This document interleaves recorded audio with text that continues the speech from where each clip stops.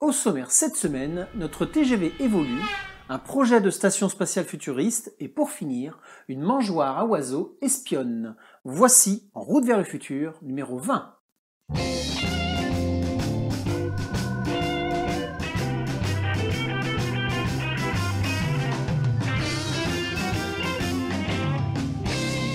Bonjour, je m'appelle Frédéric Boidron et si vous désirez découvrir le monde de demain avant tout le monde, bienvenue sur cette chaîne.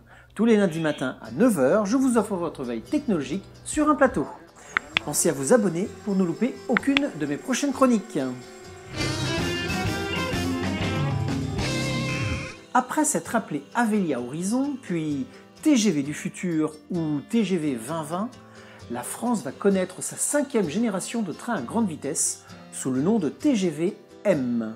C'est en 2015 que la SNCF lance un nouvel appel d'offres pour renouveler son parc ferroviaire. Elle désire des rames plus modernes, pouvant transporter plus de monde, tout en étant plus écologiques et moins coûteux à l'achat et à la maintenance. Alstom, constructeur historique des TGV depuis les premiers prototypes de 1971, a repris le flambeau. Mais pas question de se reposer sur ses lauriers. En septembre 2016, le groupe a repris ses planches à dessin et a commencé son nouveau modèle à partir d'une feuille blanche. Ce sont ainsi 2000 personnes qui se sont affairées pour développer le concept du TGV M. Que veut dire le M? C'est le M de modulaire. Tout d'abord, les rames comportent toujours leurs deux motrices, l'une à l'avant, l'autre à l'arrière, avec la possibilité d'inverser le sens de la marche. Mais désormais, chaque rame peut modifier son nombre de voitures, entre 5 et 9, suivant les besoins de la ligne. Ensuite, chaque voiture est également modulaire. En moins d'une journée, une voiture peut entièrement être réaménagée pour accueillir plus de sièges, plus de bagages, ou même transformer une voiture de seconde classe en première classe ou inversement. Pour combien de passagers? Les anciennes rames de TGV duplex, sur 2 niveaux, pouvaient transporter jusqu'à 509 passagers.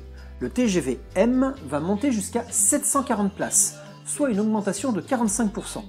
Mais cela reste moins que les 900 passagers de l'Eurostar, utilisant les trains allemands Velaro E320. Le TGV est français? Le nouveau TGV M est 100% français. Il est fabriqué actuellement à Belfort et à La Rochelle. Tata Ginette pourrait monter dedans? Le TGV-M a été pensé pour être plus accessible aux personnes à mobilité réduite. Tata Ginette et son fauteuil roulant pourront se déplacer dans le TGV au rez-de-chaussée ou à l'étage en utilisant un petit ascenseur. Durant la conception du TGV-M, les associations de voyageurs et de personnes à mobilité réduite ont testé des maquettes 3D à l'aide de la réalité virtuelle. Parmi les conforts améliorés, vous ne retrouvez plus la climatisation située juste sous votre coude, mais cette fois au-dessus de vous. De plus, les vitres froides, c'est fini, puisqu'une meilleure isolation thermique a été apportée. D'ailleurs, les fenêtres seront légèrement plus spacieuses, de 10%, pour vous offrir une meilleure vue et un meilleur éclairage. Et lorsque le soleil est couché, vous aurez même droit à un éclairage modulable. Très important! Je pourrais regarder Netflix dans ce train? Oui, ce TGV-M sera connecté avec un vrai réseau internet à bord. Il va être plus cher alors? En réalité, non. C'était une demande de l'appel d'offres original. Une rame de TGV M coûterait 20% de moins qu'une rame de TGV classique. Et ce pour plusieurs raisons. Tout d'abord, les pièces ont été standardisées. Elles sont désormais interchangeables avec les autres trains du groupe, comme le Transilien qui dessert la banlieue parisienne. Ces pièces standards permettent de travailler sur de plus grands volumes et donc développer une économie d'échelle. Ensuite, les coûts de la maintenance vont également baisser de 30%, puisque chaque train comporte 30% moins de pièces que dans le précédent TGV, donc 30% moins de pièces pouvant tomber en panne. De plus, comme dans les avions, des capteurs d'usure seront disséminés sur le train. Ils enverront en temps réel l'état des pièces au poste de pilotage. Cela permettra de faire de la téléréparation quand c'est possible, mais surtout de déterminer à l'avance l'état d'usure des pièces afin de les changer juste avant leur panne. Jusque-là, les pièces étaient systématiquement changées régulièrement, tous les 8 ans, quel que soit leur niveau d'usure. Maintenant, chaque pièce ne sera changée que si elle est réellement en fin de vie. Le TGV-M va également gagner en consommation. L'aérodynamisme a été revu et son nez entrera plus facilement dans l'air. Alstom pense que celui-ci permettrait de gagner 20% sur la consommation d'un TGV classique. Et comme les voitures électriques, lorsque le train freine, le TGV renverra l'énergie gagnée vers le caténaire, c'est-à-dire le câble électrique qui lui apporte l'énergie depuis l'extérieur le reste du temps. Il ne roule pas sur batterie? Jusque-là, non. Mais finalement, ce nouveau TGV M comportera 2 kits de batterie permettant à la rame de continuer à avancer sur 40 km en cas de panne électrique dans les caténaires. En réalité, cela a été surtout pensé pour permettre à un TGV bloqué dans un tunnel pendant une panne du réseau électrique de pouvoir au moins en sortir. Enfin, un dernier point permet de réduire les coûts de ce TGV M. Le système de pilotage intègre un système d'éco-conduite à la manière des boutons éco des voitures modernes. Une fois enclenché, votre véhicule a moins de pêche, mais vous consommez moins. Et l'environnement? Le TGV-M a été pensé pour être plus écologique, puisque 97% d'une rame est recyclable. Son empreinte carbone est de 30% de moins que les TGV actuels. Et c'est pour quand? En 2018, ce sont 100 premières rames qui ont été commandées pour un total de 2,7 milliards d'euros. Les premières rames pourraient faire leur premier test vers l'été de cette année 2021. Et leur mise en service devrait avoir lieu vers juin 2024 pour accueillir les Jeux de Paris. Alstom devra livrer l'intégralité des 100 premières rames jusqu'en 2031. Et la SNCF a déjà posé une option pour 100 rames supplémentaires qui pourrait devenir une commande ferme à la fin de la décennie. Et à quand un TGV plus rapide? Ce n'est pour le moment pas du tout à l'ordre du jour. Ces nouveaux TGV-M seront là pour longtemps maintenant. Leur durée de vie est estimée à 30-35 ans. Ils seront probablement encore en service en 2070. Attention, ces TGV ne seront pas des escargots non plus. Ils rouleront à 320 km/h comme les TGV actuels. Ils seraient capables d'atteindre 360 km/h en vitesse de croisière. Mais ce serait au détriment de lourds travaux d'aménagement des voies et une usure des pièces bien plus rapide. Tout ça pour gagner 5 à 8 minutes sur les plus longues lignes.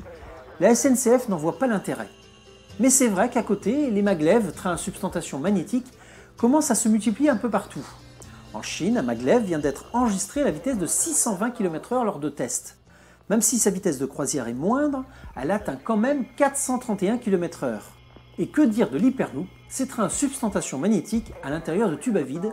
Ici on parle de vitesse théorique de 1150 km/h. D'ailleurs, pour en savoir plus, je vous invite à voir ma chronique numéro 3, disponible ici dans mes fiches.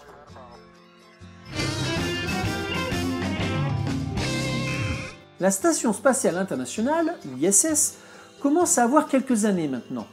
Cette station peut abriter 6 astronautes et fait la taille d'un stade de football si l'on compte également les panneaux solaires.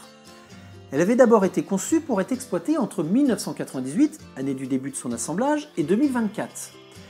Les modules commencent à être obsolètes, et leurs maintenances sont d'un coût plutôt élevé. Pour le moment, l'ISS a gagné un sursis jusqu'en 2028. C'est pourquoi d'autres projets de stations spatiales s'apprêtent à prendre le relais, même si rien n'a été encore décidé sur le sort de l'ISS après 2028. Les Américains et les Européens vont déployer une nouvelle station spatiale en orbite lunaire cette fois-ci. Elle servira d'escale avant de déposer des astronautes sur le sol lunaire.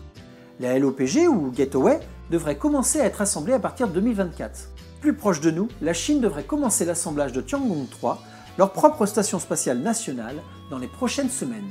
Et tout ça sans compter les multiples projets de stations spatiales privées. Jusque-là, elles étaient vouées à l'échec, car le marché était bien trop restreint. Mais aujourd'hui, ce sont des sociétés privées qui emportent les astronautes à bord de l'ISS. Ce sont des sociétés privées qui vont fabriquer les éléments de la station lunaire Gateway. Un module gonflable de l'ISS est déjà un module privé. Si l'ISS reste en place quelques années de plus, elle pourrait être exploitée à titre privé. En ce sens, plusieurs projets sont à l'étude. Et quand on dit privé, on ne parle pas uniquement de touristes en short. Tout simplement, chaque laboratoire scientifique, chaque pays n'aura pas besoin d'avoir un programme spatial complet pour pouvoir accéder à l'espace. Il suffira alors de s'offrir un vol à bord d'une fusée SpaceX et de quelques jours ou semaines à bord d'une de ces stations privées pour mener à bien leurs études scientifiques. Et parmi ces projets, un concept très ambitieux a été présenté, Voyager. Pour le moment, je ne lui accorde que très peu de crédit. Le projet semble trop ambitieux, trop proche du design d'un film de science-fiction pour être pris totalement au sérieux. Mais après tout, comme lorsque SpaceX a annoncé le projet Big Fucking Rocket, devenu désormais Starship, on n'en sait rien finalement. Voyager n'est pas né d'une entreprise, mais d'une fondation. Bon, déjà ça veut dire qu'il n'y a pas beaucoup de moyens. Voyager reprend les projets de station spatiale en forme de roue des années 50.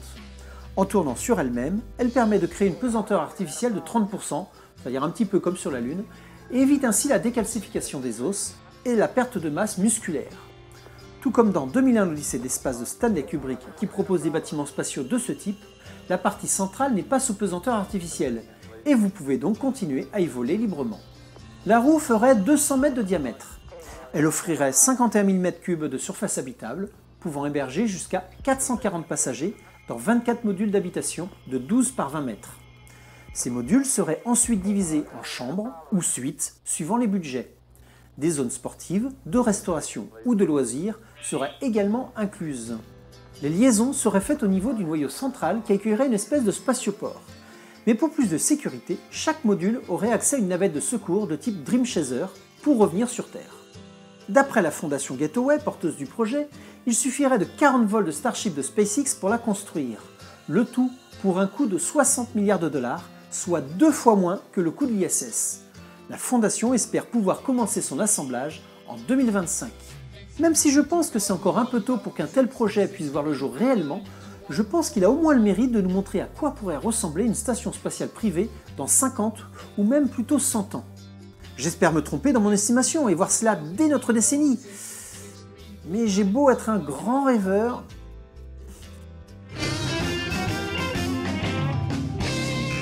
Et pour finir, voici l'arrivée sur la plateforme de financement participatif Kickstarter de Bird Buddy. C'est une mangeoire à oiseaux pour les ornithologues en herbe. Si vous êtes intéressé par la nature, et plus particulièrement les oiseaux, et que vous avez du mal à les photographier, tant ils décollent aussi vite qu'ils sont arrivés dans votre jardin, cette mangeoire vous permettra d'avoir toujours le bon cliché pris au plus près. Dès qu'un oiseau se posera sur la mangeoire pour se délecter des graines que vous lui proposez, il déclenchera un appareil photo qui va le photographier. Il va vous envoyer une notification sur votre smartphone et vous pourrez ainsi visionner votre visiteur en temps réel sur votre écran. Mais cela ne s'arrête pas là, puisqu'il est capable de reconnaître l'espèce de l'oiseau grâce à une intelligence artificielle.